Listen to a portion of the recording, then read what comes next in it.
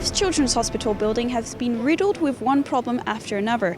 In June there was a burst water pipe and flooding, in July asbestos was discovered, and just this week high levels of lead were detected in the water.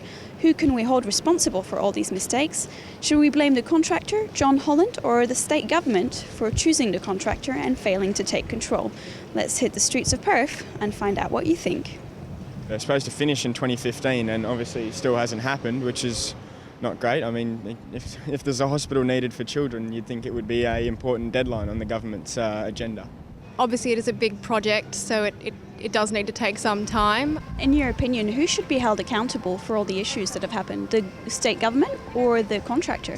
Whoever's got the contract to build it should obviously be liable for something if he's not getting it done. Also, I assume the government's given him the contract, so they need to obviously be following it up. If he's not going to do it, then somebody needs to do something about it.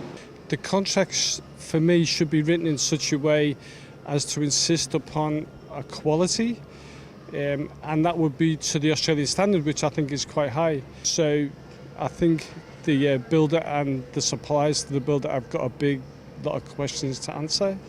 Do you think the state government should learn from this and take more control over future projects? Absolutely. I mean, taxpayers are paying for it. I think that the government needs to take some sort of action to prevent this from happening again. Yes, they should take more responsibility and some direct control, which is strong leadership, and I don't know whether that exists in that department. So I think they should. I'm not 100% sure if they will or not. They've made all manner of mistakes about all manner of things in the past, and they don't seem to make a great deal of change, in my opinion.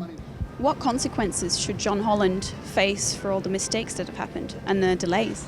I'm not sure how far the law can actually follow somebody up with that sort of thing, other than just giving them a fine and a slap on the wrist and say, don't do it again. But people who work like that will continue to work like that unless their licences are taken away, unless they're literally unable to continue to work. Because if they keep getting away with it in that manner and saving themselves money, then they're going to continue to do it, aren't they? I don't know how the contracts are written, but if John Holland is contracted to build a hospital to a standard and he hasn't reached that, then he should first of all make them all right, and he shouldn't insist on any extra charges for time lost. And he should also bear some cost of recompense for the delay to the West Australian people, I believe.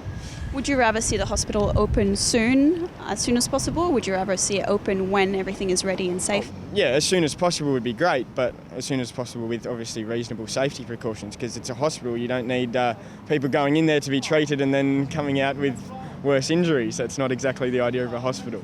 No, do not open it sooner, because that is like a disaster waiting to happen.